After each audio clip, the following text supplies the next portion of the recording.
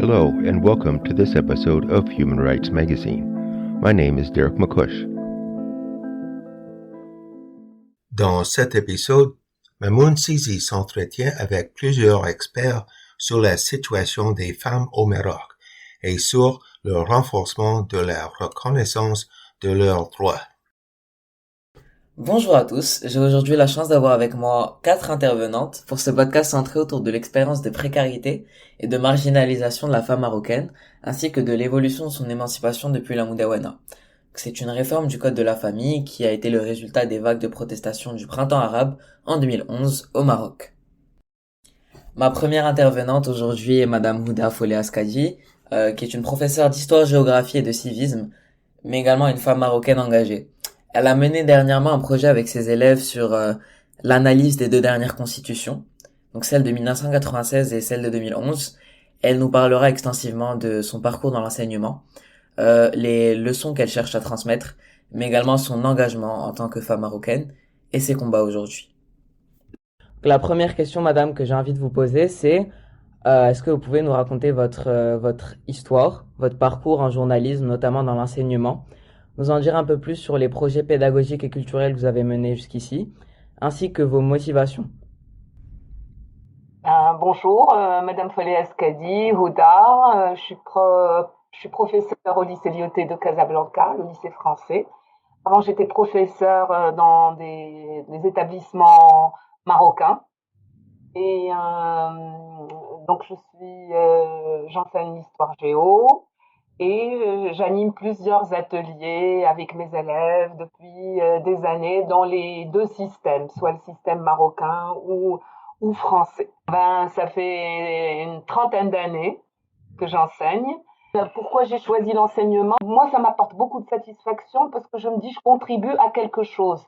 Je contribue à forger des esprits, je contribue à épanouir des jeunes, à leur changer les idées, à les rendre plus tolérants. Vraiment, pour moi, apprendre la tolérance aux élèves, c'est énorme.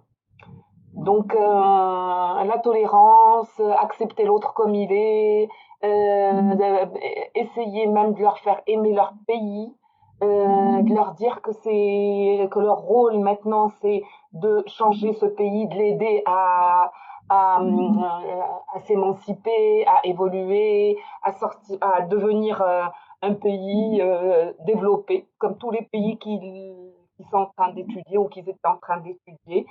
Leur faire aimer ce qu'ils sont, eux, leur identité, leur histoire.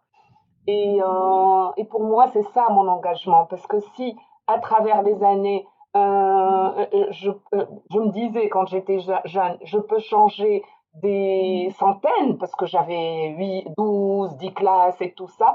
Si je change autant de gens chaque année, pour moi, c'était énorme. Maintenant, quelle est une des grandes leçons que vous avez cherché à véhiculer à travers vos histoires et à travers les projets que vous avez menés? Au Maroc, elles ont toujours, même si elles ont eu beaucoup de liberté par rapport à tous ces changements qui ont eu lieu dans la Constitution, mais même avant, la femme marocaine, elle était engagée, elle avait une certaine liberté, elle avait une certaine notoriété, elle avait une force, elle était puissante aussi. C'est pas parce que au 19e, au 18e, au 17e et bien avant, même au 12e ou je sais pas quoi, la femme n'avait pas d'importance. La femme marocaine, elle a toujours joué un énorme rôle. Et il fallait leur montrer ça. Comme exemple, j'ai pris cette dame, par exemple Saïda Al-Khorra, et j'ai pris aussi une autre dame, Zeynab Nfzaouia, qui a marqué l'histoire, qui était derrière Youssouf Noutachafine, un des leaders, des grands rois des Almoravides. Donc on a découvert qu'il y a des femmes marocaines très importantes. Sur une chira qui s'appelle, elle s'appelle Boucha, il y a une chira qui a lutté contre un caïd, un chef de tribu qui était terrible. Mais cette femme, elle s'est levée et elle a chanté contre le caïd en disant que c'est un despote, que c'est un tyran, et elle a refusé de se soumettre. Et cette chira, elle a été emmurée par le caïd pendant, je sais pas, 15 jours, un mois. Chaque jour, il remontait le mur et elle se taisait pas. Elle chantait au fur et à mesure de son emmurement jusqu'au jour où il l'a emmurée et elle est morte à l'intérieur de cette tombe. Elle est morte, elle a été enterrée vivante. Donc sans vouloir se soumettre. Donc ça pour dire que, pour montrer que même si c'est un pays musulman traditionnel et tout, nous on n'est pas, c'est pas l'islam qui, l'islam nous a jamais, la femme, elle a toujours été très importante, elle a joué un rôle dans la société. Donc tous ces droits, on les a un petit peu perdus à un certain moment. Donc l'homme a commencé à prendre beaucoup plus de pouvoir, surtout par rapport au divorce, le code de la famille et tout ça. Mais grâce aux constitutions, ça a changé. Donc ça a changé, c'était un combat que les femmes ont mené et elles ont pu, même avant 2011, même avant la constitution de 2011, ils ont pu réaliser ces droits. D'accord? Quelques droits. Le fait que l'homme avait la décision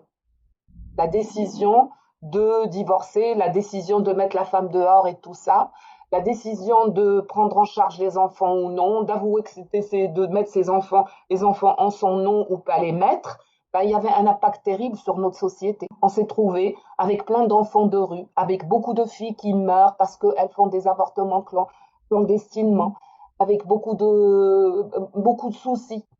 D'accord? Donc, c'est surtout ça, c'est surtout les filles qui sont avortées de façon traditionnelle, qui sont mortes ou qui se sont suicidées, que il y a eu, grâce à ça, il y a eu ces changements dans la Constitution et la femme a acquis des droits, même si il y a toujours c'est pas à 100%, mais il y a quand même il y a quand même des changements. Il y a quand même des changements et ça va continuer. Ce qui est pénible, c'est que les femmes au Maroc, elles sont sorties lutter contre ces droits. Certaines femmes de partis politiques islamistes. 2000 femmes sont sorties lutter contre le changement dans la Moudawana. Parce que là, c'est en rapport avec l'islam. Parce que pour elle, l'islam, il a donné le droit à l'homme de se marier, d'être polygame. Donc c'est un droit qui est dans Sharia, dans l'islam. Donc il ne faut pas le toucher. Pour certaines personnes au Maroc, tout ce qui est écrit dans le Coran, on ne peut pas le toucher. Comme le code de la famille par rapport au mariage et tout ça, comme l'héritage. D'accord? Donc le Maroc, il a fait quelque chose d'extraordinaire, c'est qu'il a fait évoluer ses lois, donc par rapport à essayer de limiter un peu la polygamie qui avait des conséquences terribles, parce que certaines femmes se retrouvaient du jour au lendemain dehors, et l'homme qui partait avec une autre femme. Donc ça, c'était quelque chose qu'on a pu acquérir qui est énorme. Et par rapport à l'héritage, là, pour le moment, il y a des femmes qui sont en train de lutter pour que ça s'arrange. J'espère que ça s'arrangera. Même si c'est écrit dans le Coran que la femme doit hériter que la moitié de l'homme. Réconcilier vos idéologies religieuses et cet engagement. L'islam, il est là, le Coran est là, on est des musulmans, mais on peut comprendre ces versets, c'est pas les comprendre autrement, mais essayer de les adapter à notre époque, parce que l'islam c'est une religion qui est extraordinaire, parce qu'à l'époque où Mohammed sallallahu alayhi wa sallam est arrivé dans cette région-là, la femme, elle avait aucun droit. La femme n'avait pas de droit. La femme on l'a tuée quand les familles avaient des filles, ils les tuaient vivantes. Ça s'appelle Wa'dul Banat. Wa'dul Banat, c'est enterrer une fille vivante. Les femmes n'héritaient pas du tout. Elles n'avaient pas le droit à l'héritage. Quand Mohammed sallallahu alayhi wa sallam, il est arrivé, donc al-Wahy, où il est devenu prophète, il a donné les droits à la femme. Donc, la femme dans l'islam, elle a acquis ses droits, des droits qu'elle n'avait pas avant. Donc l'islam, il a lutté pour les droits de la femme. Il lui a donné le droit à la parole, il lui a donné le droit à l'héritage, elle héritait rien du tout, elle a commencé à avoir la moitié. Donc, à l'époque, c'était énorme. Donc moi, aujourd'hui, si on me dit, non, l'islam a dit ça, mais moi, ce que je dis aux gens, mais l'islam, il a donné énormément de chance à la femme. Pourquoi vous ne pouvez pas En parlant de cause, justement, vous pensez que c'est quoi les combats auxquels les femmes sont encore confrontées aujourd'hui, les engagements qu'elles devraient prendre? Leur liberté, leur liberté. Moi, femme marocaine, je me dis, le devoir que j'ai et que j'ai mené, hein, je l'ai mené énormément, c'est d'aider les gens à être, c'est ce que je t'ai dit tout à l'heure, à, comment te dire, qu'ils soient moins dans les traditions, plus ouverts d'esprit. Je trouvais pas le mot. Il n'y a pas d'ouverture d'esprit, il n'y a pas de culture. Les gens sont devenus, ils se sont appauvris culturellement. Quand je compare ma mère, ma mère me disait, moi, mon combat, c'était d'enlever là-bas et de m'habiller en robe dans les années 30. Et des femmes, leur combat, c'est de remettre la djellaba que moi j'ai jeté, que moi j'ai enlevé. D'accord. Donc je me dis que le combat de ma mère, c'était de se libérer de beaucoup de fardeaux. Aujourd'hui, moi, je sens des fois le regard de l'autre qui est dur. Le droit à la parole, de pouvoir, tant que femme, avoir le droit de parler, d'être libre de parler, de dire ses idées. On ne va pas dire non, toi tu es une femme, tais-toi. Non, moi je suis une femme, j'ai le droit à la parole. Je peux parler. Et être en face de toi, toi qui es homme, qui te donne plus le double de droits des droits que j'ai. Donc la parole, le vestimentaire, m'habiller, avoir le droit de mettre ce que je veux. Par le biais de l'enseignement, tu vas gagner des esprits libres.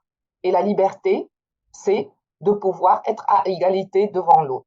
La liberté aussi, la liberté, c'est de mettre les limites à l'autre qui va toucher à ta liberté. Et ma mère a juré, elle m'a dit jamais tu feras la couture ou quelque chose. Je veux que tu sois une femme libre et c'est la liberté, tu l'acquis par l'enseignement et l'éducation. Avez-vous un exemple de problème par lesquels la femme marocaine doit passer dans son quotidien? Au Maroc, tout se joue dans les quartiers. Et je pars habillée de la même façon pour voir comment l'autre qu'est-ce qu'il va voir en moi. Donc souvent dans les quartiers très populaires, les gens ça leur plaît pas de te voir habillée d'une certaine façon. Ils n'ont pas encore l'habitude de voir des femmes qui s'imposent. Pour eux, tu les déranges, tu es trop. Une femme, elle est trop quand elle s'impose par sa façon d'être. Parce que t'habiller comme tu veux, c'est aussi dire je suis une femme libre, je m'impose à toi. D'accord? Parce que l'homme, il a tout le temps ici, il y a certains qui veulent tout le temps sentir qu'ils sont importants pour toi. D'accord? Pour eux, tu es toujours démuni, tu es la moitié de ce qu'ils sont eux. Donc, on a des difficultés. Moi, j'ai été plusieurs fois agressée dans certains quartiers par rapport à ma façon même d'être. Tu peux mettre là-bas, mais dans ta façon d'être, par exemple, moi, je vais être coiffée comme ça, je vais avoir une démarche. Ma démarche, c'est de marcher droite avec la tête haute. Ah ben, c'est pas toutes les femmes qui vont marcher droite, la tête haute. Ça veut dire que tu marches la tête haute. Marcher la tête haute, par exemple, il faut marcher comme ça. Moi, on me disait, quand tu dois marcher dans la rue, tu dois marcher comme ça. Va marcher comme ça pour que quelqu'un te voie, pour qu'ils disent, c'est Davrom, elle est bien, elle est amariée. Tu vois, moi, c'est pas mon cas aujourd'hui. Mais une femme doit marcher avec beaucoup d'humilité. Ah ben non, j'ai envie de marcher et imposer mon corps. Gros, maigre, comme il est, on s'impose. Et il y a beaucoup de femmes qui sont dans la confrontation aujourd'hui au Maroc. Sur cette excellente transition, nous allons maintenant passer à notre seconde interview avec Madame Richa Sreli, qui est architecte, urbaniste, mais également engagée dans l'association Mentorel. Donc nous allons traiter de son parcours dans l'associatif, mais également d'une autre forme de militantisme qui est pour elle celle de designer des villes plus inclusives.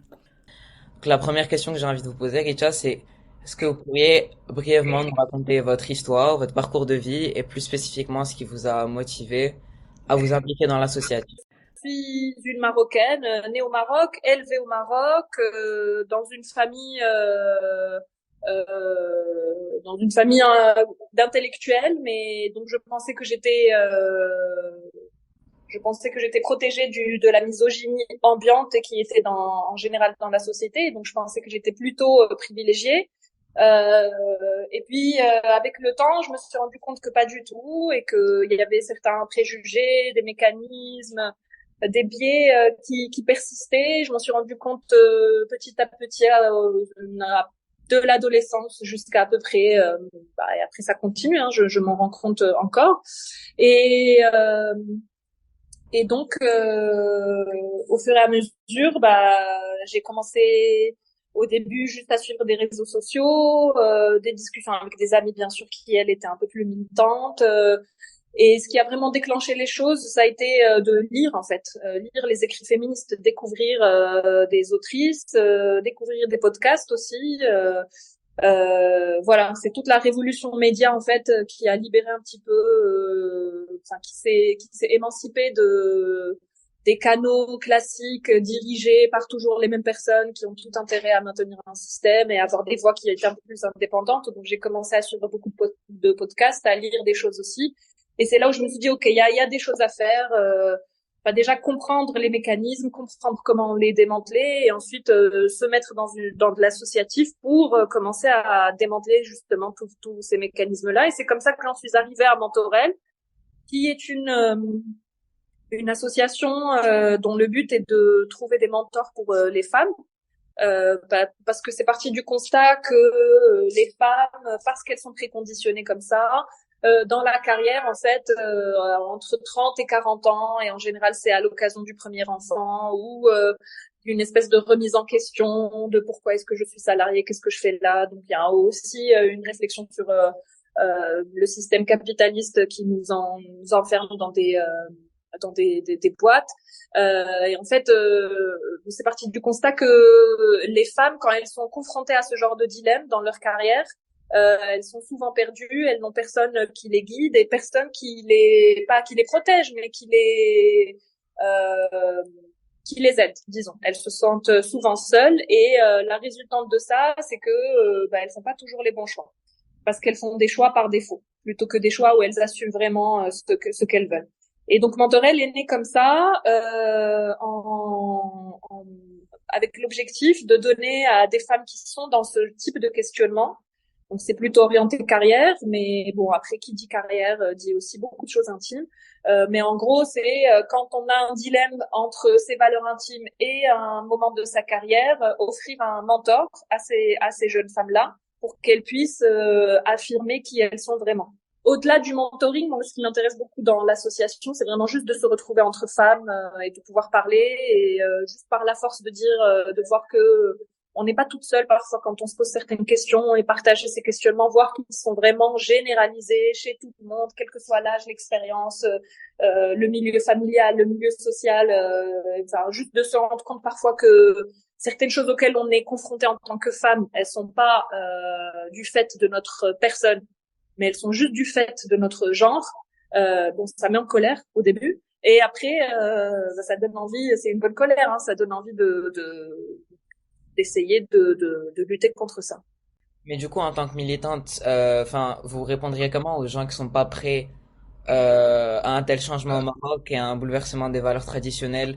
Si ça sert à rien de leur en parler, est-ce que ça veut dire qu'il faut juste rester en retrait et ne pas s'engager avec eux? En fait, je sais pas s'il y a vraiment beaucoup de gens qui ont le courage de dire je veux que rien ne change. Dans le cadre de mon travail, je travaille avec des anciens bidonvillois dans le cadre de leur relocalisation en milieu urbain et comme je travaille avec eux pour dessiner l'espace public, la question du genre, elle se pose forcément. Pour qui allons-nous dessiner l'espace public? Est-ce que c'est pour les hommes? Est-ce que c'est pour les femmes? Parce qu'on dessine pas l'espace public de la même manière. Très vite, la question du genre, elle arrive sur la table et c'est pas moi qui la mets sur la table. Et c'est les hommes, en fait. Et c'est en général, c'est des hommes c'est pas des jeunes non plus. Ok. Et c'est eux qui, par leur observation et je pense, une évolution, qui me disent il faut absolument avoir des espaces publics pour les femmes parce que elles sont tout le temps à la maison et elles en peuvent plus. Mais comment on fait ça? Comment on dessine des espaces publics pour les femmes? En fait, il y a deux questions qui sont importantes quand on dessine l'espace public pour les femmes. C'est la question de la sécurité et du confort. La sécurité, c'est quoi? Il faut que l'espace soit toujours visible depuis la rue. En fait, on est en sécurité quand on est visible. Et dès qu'on n'est plus visible, on est en situation de stress. Alors, est-ce que vraiment on est en danger? Je ne sais pas, ça, on ne peut pas savoir parce que ça dépend des quartiers. Mais en tout cas, en tant que personne, quand on est dans un endroit où personne ne peut nous voir, on se sent plus en situation de faiblesse ou de danger. Mais est-ce que vous pensez que c'est féministe de designer l'espace public pour les femmes? Est-ce que ça vient pas quelque part renforcer la position de la femme en tant que, du coup, où elle a un rôle social un peu vulnérable, elle peut pas sortir dans certaines rues si elle va au parc c'est avec les enfants. Enfin, parce que vous dites pas réalisme, mais vous entendez quoi par réalisme? Non, moi, ce pourquoi je milite, c'est pas de faire des enclaves. Moi, quand mon discours, il s'applique à absolument l'entièreté de la ville. Et quand je parle d'une rue qui devrait pas être dessinée que pour les hommes jeunes valides, je pense que ça va dans l'intérêt de tous. Ça va pas que dans l'intérêt des femmes et des enfants. J'en veux pour preuve le fait que ce soit des hommes aujourd'hui qui me disent, s'il te plaît, dessine des rues et des jardins qui sont plus inclusifs. Et le fait d'avoir une représentativité diversifiée dans la rue, c'est vraiment un gage de sécurité pour tout le monde. Et ça, je l'ai remarqué aussi avec les quand j'ai travaillé avec des communes et les pouvoirs publics, enfin les autorités en fait, la police et ceux qui sont en charge de la sécurité. La manière dont ils décrivent les zones à risque, par exemple, quand ils me disent fais attention quand tu vas dans cette rue ou dans cette rue, ils vont me dire fais arrière. Mais je pense que tout le monde et la ville a tout intérêt à rendre l'espace public beaucoup plus inclusif pour tout le monde, parce que ne serait-ce que d'un point de vue commercial, par exemple. Enfin, le point de vue sécuritaire, il est évident. Et c'est une problématique très importante dans la ville en général, hein. Mais d'un point de vue commercial aussi, plus les gens passent du temps dans la rue et plus les commerces qui sont dans la rue ont du chaland qui passe chez eux. Du coup, pour revenir à Mentorel, bon, je pense que je connais un peu la réponse. Je vous ai demandé si il y avait des personnes qui penseraient que le Maroc n'est pas prêt pour un changement comme ça. Maintenant, ma question serait plus, est-ce qu'il y a des femmes qui résistent elles-mêmes à leur propre émancipation? Parce que peut-être que l'intérêt du mentoring et le fait qu'il y ait beaucoup de gens qui se regroupent pour partager leur expérience, c'est le fait de faire sentir à des femmes qu'elles sont plus valides. Mais est-ce qu'il y a des femmes qui sont un peu dans des schémas patriarcaux parce qu'elles ont grandi en intériorisant certaines normes et qui elles-mêmes ne se sentent pas prêtes à rentrer dans le milieu professionnel? Mais on a tous des biais cognitifs qu'on a intériorisés parce que le système est très bien fait pour ça. Enfin, à moins d'avoir vécu dans une grotte, et encore, en vivant dans une grotte, on n'a aucune conscience de la société. Mais dès qu'on vit en société aujourd'hui, quel que soit le pays où on est abreuvé de biais sexistes dès la naissance. Même si on essaye d'évoluer dans des cercles strictement inclusifs, on va forcément être confronté à ça. Donc, est-ce qu'il y a des femmes qui sont encore résistantes? Mais bien sûr, même moi, malgré toute la déconstruction que j'ai entamée il y a plusieurs années, je me retrouve parfois à me dire, mais Rita, pourquoi tu réfléchis comme ça? Enfin, Maintenant, quelles sont les grandes lignes d'une des success stories qui vous a le plus touché à Mentorel? Et surtout, comment vous pensez que cette histoire a contribué à l'émancipation de certaines femmes? de manière générale, les femmes n'accompagnent pas la mise en terre. Elles sont pas là quand la dépouille va être mise en terre. Et donc là, ça a lancé un débat en fait. Enfin, c'est pas lancé un débat, ça a lancé un partage d'expérience dans lequel toutes celles qui avaient osé dire non, moi je veux accompagner mon oncle, ma grand-mère, mon mari à la mise en terre parce que ça me fait du bien et je vais réussir à mieux faire mon deuil comme ça, ont commencé à partager cette expérience en disant en disant toutes les difficultés qu'elles ont eues parfois à s'opposer à leur famille qui leur disait ben non parce que dans la religion c'est pas possible alors qu'il y a rien qui est écrit comme ça, ou non c'est pas dans la tradition. Enfin voilà, c'était du militantisme en fait au niveau de l'intime, mais c'était du militantisme, et le fait qu'on partage ça tout ensemble, et donc ça a fait la discussion d'une soirée. Après, on est passé à un autre thème. Et quelques jours après, il y a l'une d'entre nous qui a posté un message pour nous dire les filles, je voulais toutes vous remercier parce que je viens de perdre, je ne sais plus qui elle avait perdu, est-ce que c'était son père ou je ne sais plus, quelqu'un de très proche d'elle.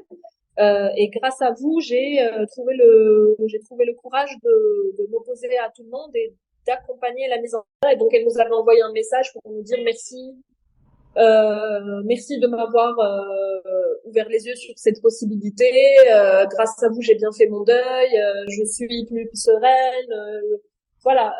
Et en fait, je trouve cette histoire intéressante parce que pour moi, c'est une success story parce que elle montre vraiment que les mécanismes dont on parle justement, c'est des mécanismes pernicieux parce qu'ils se passent dans la sphère intime.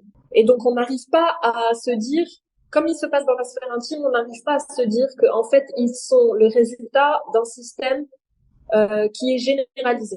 Et du coup, quand on subit ça, on a souvent l'impression qu'il faut se battre seul et que c'est nous qui n'arrivons pas à accepter quelque chose. Et que donc, c'est un problème que nous devons régler. Alors qu'en réalité, c'est un problème que la société doit œuvrer de manière concertée et de manière globale pour résoudre ce type de problème. Parce qu'ils sont sociétaux et systémiques. Et voilà. Super. C'est une question qui va vous paraître extrêmement basique, mais pourquoi aujourd'hui est-ce que c'est important d'encourager les femmes à s'intégrer dans le monde professionnel au Maroc, justement pour démanteler ce système? Parce qu'elles travaillent déjà, hein, mais elles travaillent gratuitement. Donc il faut qu'elles travaillent, qu'elles accèdent au travail, mais qui est payé. Mais en fait, on ne s'est pas battu pour travailler, on s'est battu pour percevoir un salaire pour un travail. Parce que les femmes ont de tout temps travaillé dans la maison. Mais c'est juste le travail reproductif et le travail éducatif et le travail de tenir une maison, c'est vraiment du travail, c'est une charge mentale. C'est juste que c'est un travail qui a été fait gratuitement depuis la nuit des temps. Et il a été fait gratuitement pour permettre aux hommes d'aller travailler dans les usines et de donc servir le capital contre un salaire. En fait, c'est tout le système qui est construit sur ça. C'est tout le système qui est construit sur le travail gratuit des femmes. Parce que c'est ce travail gratuit qui permet à la société de continuer à produire des enfants qui vont à l'école et qui deviennent de bons ouvriers, et qui permet aussi aux hommes d'aller dans leur travail. Et donc vraiment, c'est pour ça que je disais que tout était lié. Le capitalisme est extrêmement lié au sexisme, enfin et au colonialisme, et voilà, c'est vraiment. En fait, tous les systèmes d'oppression sont liés entre eux. Et parce que à partir du moment où on a une indépendance financière, on a une indépendance sur d'autres volets de cette. Nous allons maintenant passer à notre troisième interview avec Madame Rijal Riyat, qui est auteure, ethno-anthropologue et psychiatre. Donc, elle a écrit extensivement sur la condition féminine, d'abord dans les pays maghrébins, mais également de manière plus universaliste. Vous posez, c'est une question de présentation. Donc, est-ce que vous pouvez nous raconter votre histoire, votre parcours en tant que médecin, plus spécifiquement ce qui vous a motivé à écrire sur la condition féminine? Bon, alors j'ai fait de la médecine par hasard, parce que en fait j'étais faite pour faire des études de lettres classiques, grec, latin, etc. Donc je suis arrivée à la médecine et puis ça m'a passionnée. Donc je me suis reconvertie dans les sciences et j'ai même 3 spécialités différentes. Donc je suis médecin, je suis psychiatre et psychanalyste, je suis médecin du travail, spécialiste d'ergonomie, et je suis médecin de médecine, spécialiste de médecine aérospatiale. Donc, c'est un domaine qui m'a absolument passionnée, que j'ai fait avec beaucoup d'ardeur, d'entêtement. Et donc, voilà. En plus, comme je suis l'élève d'un très grand ethnopsychiatre, j'étais obligée de rentrer en anthropologie pour suivre son séminaire. Et donc après, évidemment, j'ai fini l'anthropologie aussi. Tout cela à Paris. Et donc après, j'ai donc travaillé pour exploiter mes connaissances, tout simplement. Génial. Et du coup, qu'est-ce qui vous a motivé à écrire? Alors, j'ai commencé à écrire quand j'étais à Paris. J'ai écrit, je me suis autorisée à écrire justement parce que Paris est une capitale intellectuelle extraordinaire et aussi parce que j'avais beaucoup souffert de la condition féminine personnellement et je voyais bien que en face d'un homme, une femme, c'était rien du tout. D'ailleurs, le problème n'est pas résolu jusqu'à ce jour parce qu'on peut pas dire qu'il y a une complète égalité entre l'homme et la femme dans le monde. On en est très loin encore. Donc, moi, je suis orpheline de papa. J'ai perdu mon papa avant l'âge de 14 ans et donc j'ai beaucoup souffert du statut de l'orpheline dans cette société et je me suis rendu compte que en fait, soit on était protégé par le père, donc par le patriarcat, soit on l'était pas et donc c'était extrêmement difficile et donc j'ai commencé à écrire et puis je me suis plus arrêtée. En fait, maintenant que j'analyse pourquoi j'ai écrit sur le monde arabe et le Maghreb, je voulais me comprendre. En fait, je voulais me comprendre, je voulais comprendre ma famille, mes origines, mon pays, les pays qui ressemblent à mon pays, etc. Donc c'était plus une introspection que j'ai dérivée sur l'écriture par rapport aux autres. Maintenant, j'ai quitté ces mondes-là, je me suis versée sur l'universalisme et je réfléchis à la condition des femmes dans le monde, c'est-à-dire à l'être féminin.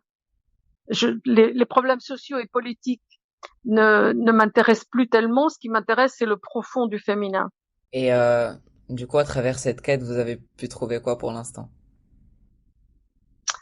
Bien que les femmes se ressemblaient partout, mais qu'il y a des rôles sociaux et des rôles familiaux et des rôles même de gestion de la famille, de la société, mais que en fait l'être féminin a une spécificité qui est cette nature féminine dont on n'a pas encore beaucoup creusé parce que c'est les hommes, par exemple les psychanalystes, c'est les hommes qui ont beaucoup écrit, par exemple, sur la sexualité féminine.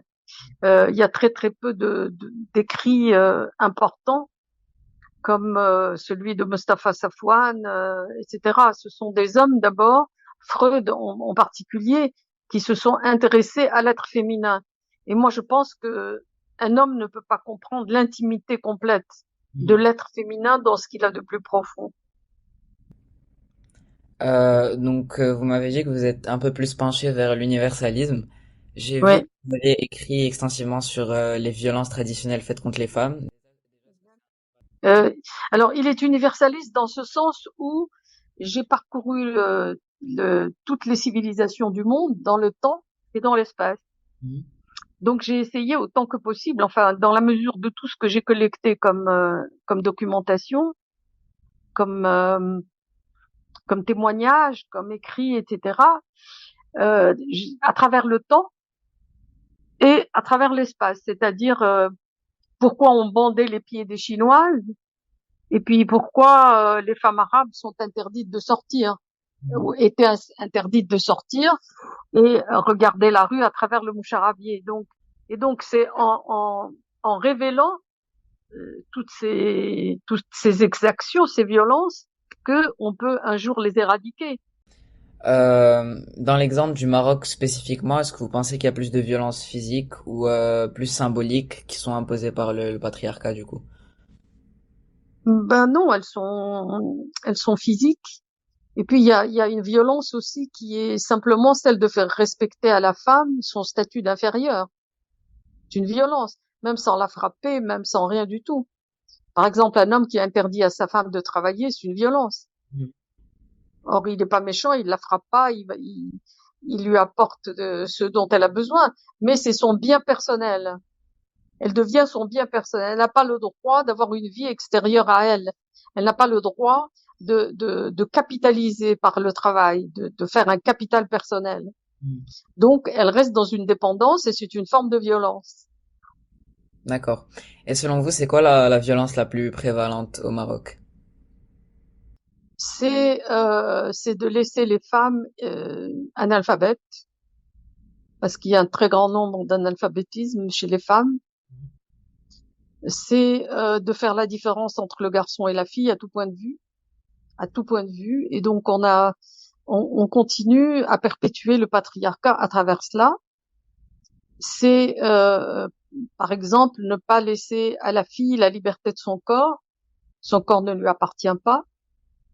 D'abord, il est préservé par le père, et puis ensuite, il va appartenir à son mari.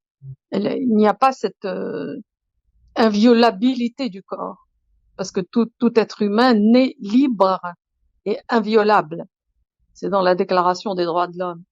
Et donc, il y a une espèce de violence dans cette sous-catégorisation des femmes. On va tendre vers une égalité, ce serait une égalité qui serait centrée sur quoi exactement? Alors, l'égalité doit être juridique, elle doit être économique, elle doit être politique, elle doit être philosophique. De donner aux femmes leurs droits juridiques, non, d'abord philosophiques, juridiques, économiques, politiques et sociaux. On va avoir des êtres l'un en face de l'autre qui seront dans un rapport égalitaire, mais dans un rapport d'homme-femme. Alors une autre question que je voulais vous poser, c'était par rapport aux écrits des filles de Sherazade. J'ai lu quelques synthèses et Mhm, du coup il y a des gens qui ont relevé que les femmes sont associées à des bombes humaines en raison mhm. de leur explosion face à la répression qu'elles subissent dans un système qui les écrase. Donc pourquoi avoir utilisé cette analogie pour définir la femme? Parce que le ventre de la femme est une bombe. C'est parce que elle fait des enfants très souvent pour se défendre. Elle fait des enfants parce que elle pense qu'ils vont lui apporter des choses. Elle fait des enfants parce que comme ça, elle a une importance sociale. Par exemple, dans la région de Bni Mellal, moi, une de mes patientes m'a dit "Ouled ashra wa khrij taht ash-shajara." C'est-à-dire qu'à partir du moment où tu en as 10, tu deviens, ça y est, tu ne crains plus personne. ولد عشرة وخرج تحت الشجرة. C'est une paysanne de la région de Bni Mellal. Ça veut bien dire ce que ça veut dire. Alors, effectivement, les femmes utilisent leur ventre souvent contre l'homme. Moi, j'ai des tas de patients hommes qui ne veulent plus d'enfants. J'en ai vu un cet après-midi, il en a 3. Sa femme a déjà 40 ans, elle veut faire un autre enfant, il comprend pas pourquoi. Parce qu'il a déjà 3 enfants. Et donc, le ventre des femmes, oui, c'est une bombe. Parce que si elles font, par exemple, quand vous voyez une pauvreté extrême au Bangladesh, une pauvreté extrême, et dans cette pauvreté extrême, une femme, ou en Somalie, ou je sais pas, dans ces pays extrêmement dépourvus, c'est plus le cas du Maroc. C'est plus le cas du Maroc. Vous voyez des femmes qui ont 6, 7 enfants, qui meurent de faim, qui vont pas à l'école. Je veux dire, on n'a pas le droit. On n'a pas le droit. Pourquoi faire 7 enfants quand il va y avoir 7 personnes blessées qui vont arriver à rien, qui ne mangent pas à leur faim, qui vont pas à l'école? Il y a quand même l'amour de l'autre. On fait pas c'est presque faire des enfants pour contrecarrer la mort. Mais un enfant, on le fait pas comme ça. Un enfant, d'abord, on le fait par amour. Et un enfant, on le fait parce qu'on a les moyens de le faire vivre, les moyens de le faire grandir, etc. Tous les moyens pour qu'il soit heureux. Faire des enfants, oui, mais pour qu'ils soient heureux. Ok. Et puis j'ai joué sur les bombes humaines, c'est-à-dire les garçons qui se font exploser. Quand vous dites peur de la mort, c'est une peur fondamentale de la mortalité ou c'est vraiment pour se protéger de violence aussi? Oui, c'est tout ça à la fois, c'est-à-dire que les femmes pensaient que plus elles avaient d'enfants, plus elles étaient protégées. C'est même un fantasme.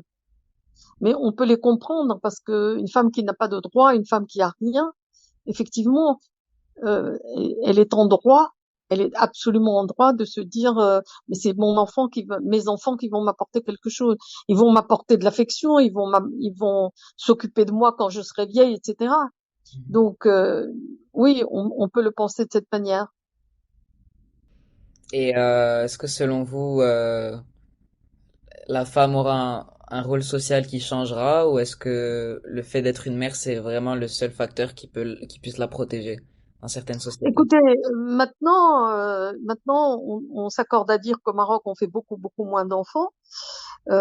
Oui, ré- probablement et réellement. Mhm. Mais le statut de la femme est en train de changer parce que ce qui change la donne, c'est qu'elle est sortie travailler. À partir du moment où vous avez un certain nombre de milliers de femmes qui travaillent, tout va changer. Tout va changer. Celles qui travaillent pas vont avoir envie de travailler. Celles qui travaillent, elles sont déjà différentes et leurs filles seront encore plus et ainsi de suite. Est-ce qu'on avance vers ça? Comment? Est-ce qu'on avance vers ça? Oui, parce que d'abord l'instruction va amener les filles justement à vouloir une vie personnelle. Ça ne sert à rien de former des filles qui vont rester à la maison, ça sert strictement à rien. Mhm. Et selon vous, pardon. Elles-mêmes d'ailleurs, les femmes elles-mêmes veulent une occupation, veulent se sentir utiles, veulent se sentir importantes, et non plus simplement rester à éplucher des légumes et à faire taire l'enfant qui pleure. Voilà. Super. Je, Et vous je suis répondez. obligée de vous quitter. Comment? Ah, pas de souci. Est-ce que je peux vous poser peut-être une dernière question? Je vous écoute. Euh, Bah, c'est juste s'il y a une chose que vous voudriez que, du coup, une audience puisse retenir de cette interaction, ce serait quoi? Ce serait quoi vos conseils pour un meilleur futur pour la femme? Peut-être au Maroc. Ben, moi, je crois pas à un meilleur futur pour la femme. Je crois à un meilleur futur pour l'humanité. Ok. Et le meilleur futur pour l'humanité, c'est que les hommes et les femmes s'entraident et surtout qu'il y ait la paix. Parce que c'est dans la paix qu'on peut construire. Dans la paix si possible, dans le progrès, dans moins de consommation, dans plus de recherche de l'équilibre et de cette chose derrière laquelle on court et qui s'appelle le bonheur. Pour finir, nous avons avec nous Madame Khadija Al-Amrani, qui est avocate de la famille au Maroc, mais également engagée à travers l'association Eliji, qui cherche à abroger certains articles de la Moudawana et qui cherche à l'harmoniser également avec la Constitution. Donc, elle va nous parler de la situation légale au Maroc avant et après la Moudawana, ainsi que de ce qu'elle considère être des lacunes juridiques qui restent encore à pallier. Donc la première question, ce serait une question de présentation. Donc est-ce que vous pouvez Oui. nous raconter votre histoire, votre parcours en droit et plus spécifiquement ce qui vous a motivé à vous impliquer avec l'organisation Ouladi? Alors moi, je suis avocate.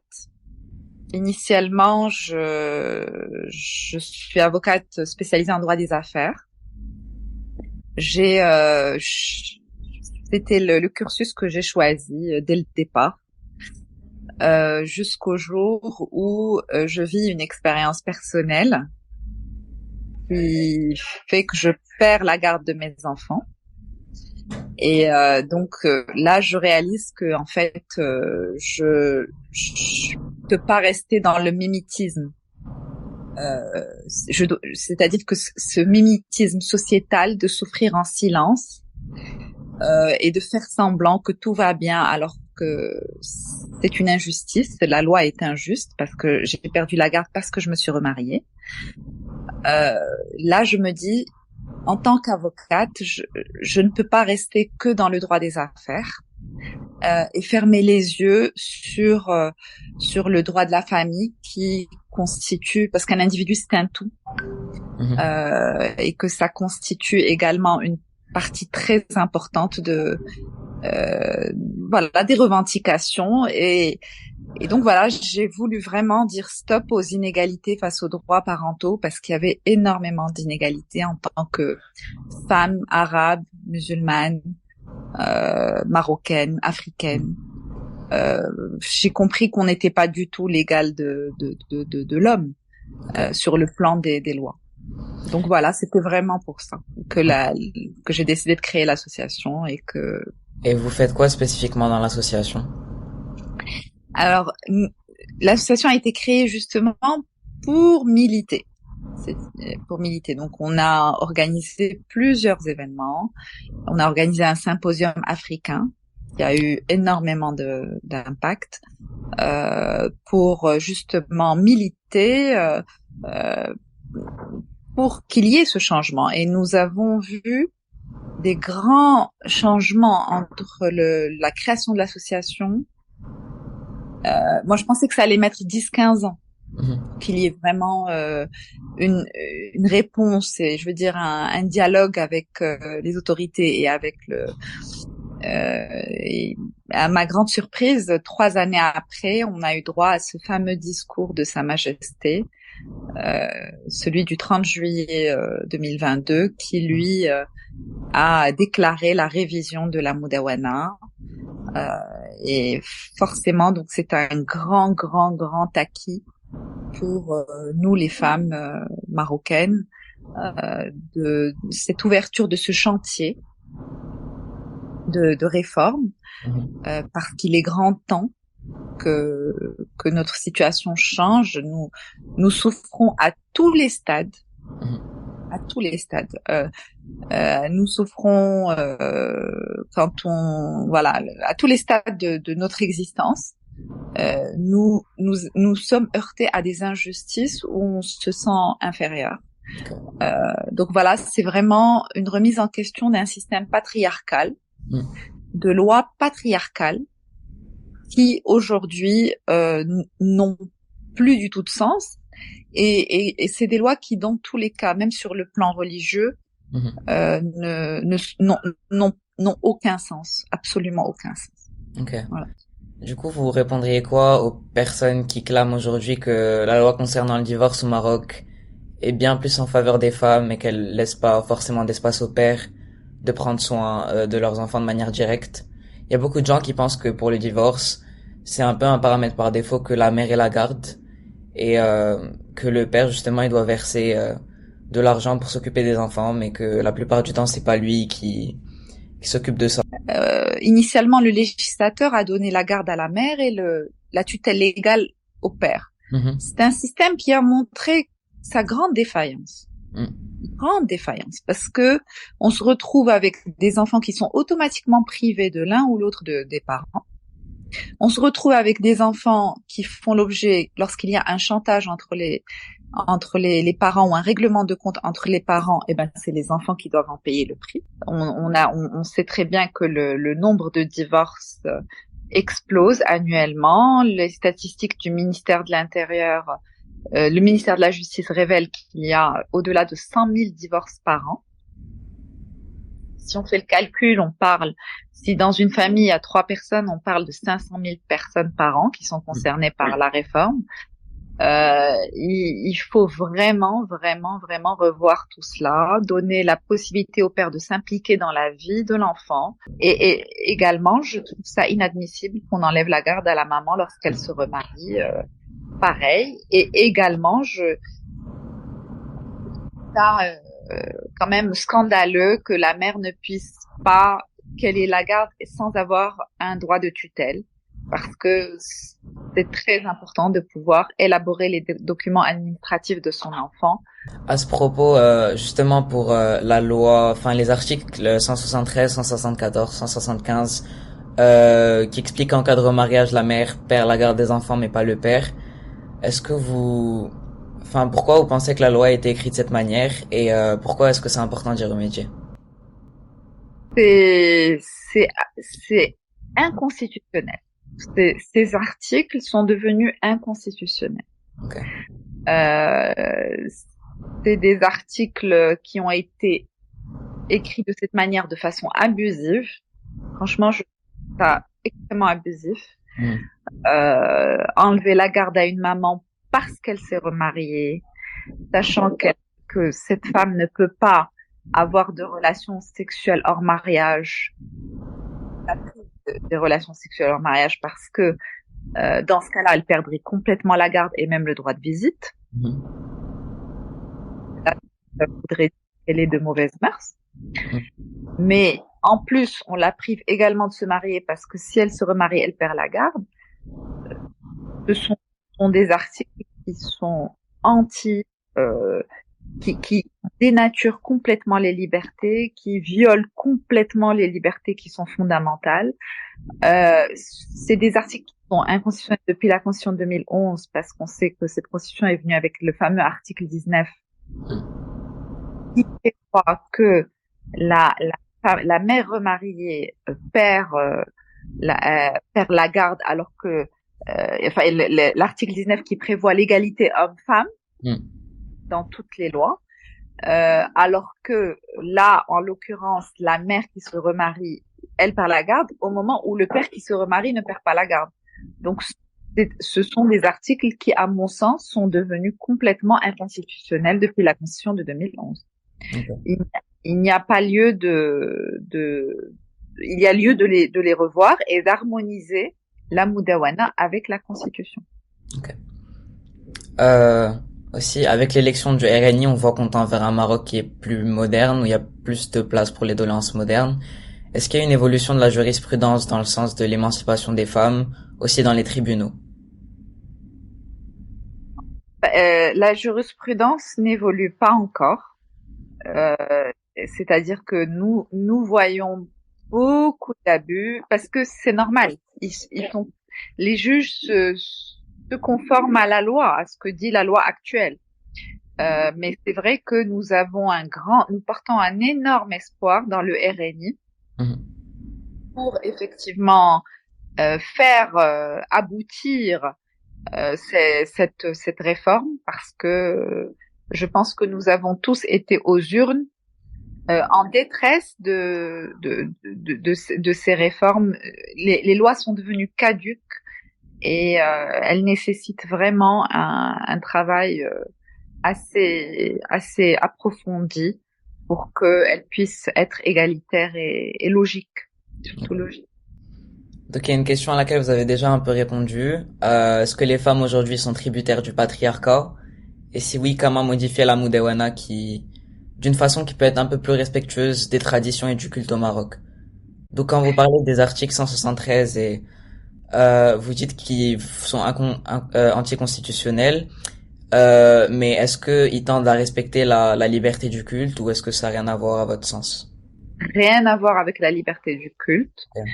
Lors de notre symposium de 2019, le symposium africain, nous avons invité carrément l'Adl ou l'Ihsan, une série de ulama qui ont été très clairs sur ces questions-là, que jamais l'islam n'a prévu, ni le Coran ni la Sunna n'ont prévu qu'on enlevait la garde à la mère lorsqu'elle se remariait. Ce sont des articles complètement abusifs qui n'ont rien de religieux. Nos revendications sont conformes aux valeurs religieuses, et nous avons une conviction, c'est que les valeurs religieuses peuvent être compatibles avec les valeurs universelles. Est-ce que vous pensez que, d'un point de vue légal, la Mudawana a pu faire évoluer dans le bon sens la condition de la femme pour certaines questions? Oui. Si lesquelles, et c'est quoi les questions pour lesquelles elles sont encore limitées aujourd'hui? C'est pourquoi qu'il doit y avoir un combat encore? La Mudawana a fait évoluer la condition de la femme, parce qu'il faut savoir qu'avant la Mudawana, la femme ne pouvait pas divorcer du tout. Elle partait en justice, elle pouvait rester pendant 10 ans et son divorce était refusé. Donc oui, aujourd'hui, nous les femmes, nous pouvons divorcer. C'est énorme. C'est énorme. Même si après on le paye très cher, voilà. Mais c'est énorme si on voit que effectivement la Mudawana a permis aussi de donner, enfin, à la femme déjà, elle lui a permis de se marier sans le tuteur légal, sans le wali. Ça c'est important, sans la wilaya du père. La nouvelle Mudawana a permis aussi aux petits-enfants de la fille d'hériter par le biais du testament obligatoire lorsque leur mère décède avant le grand-père ou la grand-mère. Donc oui, effectivement, il y a des avancées qui sont insuffisantes, mais on peut pas les ignorer. Ça a été le fruit d'un grand combat de plusieurs féministes Et donc aujourd'hui, on ne peut que les honorer, mais vouloir davantage. J'avais vu aussi qu'il y avait une autre de vos préoccupations qui concernait les articles 183, 184, 185. Vous avez parlé brièvement de la garde, mais du coup, c'est quoi les En problèmes fait, avec c'est la garde? pénible parce que plusieurs fois, des mamans perdent la garde de leurs enfants parce que elles ont soi-disant pas donné suffisamment les enfants le jour des droits de visite. Ok. On fait passer des mamans ou bien on dit qu'elles sont de mauvaises mœurs. Donc ça, c'est inadmissible. Inadmissible. Et effectivement, les articles 184 sont tellement mal rédigés. L'article est très, très mal rédigé et donc laisse beaucoup de confusion et beaucoup de liberté aux juges. Donc, nous avons également des propositions pour éviter ce type d'abus, de retrait abusif de la garde. Et est-ce que vous pensez qu'il y a un biais de la part du juge la plupart du temps, ou est-ce que ils sont plus en faveur des pères, ou est-ce que c'est parce que la société est toujours comme ça? en faveur de l'homme. Ok. Toujours. Ouais. Génial. Systématiquement, même les femmes. Ok. Ouais. Même les femmes sont patriarches. Oui, effectivement, c'est toujours l'homme qui a raison. Mais Et c'est ça, c'est une mentalité. notre podcast touche à sa fin. Merci de nous avoir écoutés jusqu'ici. J'espère que ça vous aura plu. N'hésitez pas à aller lire les articles et également à écouter les autres podcasts sur le site The Upstream Journal. Thank you for listening to this episode of Human Rights Magazine. The podcast is brought to you by the Upstream Journal. I invite you to consider supporting the program and the magazine with a contribution through PayPal as you explore other episodes.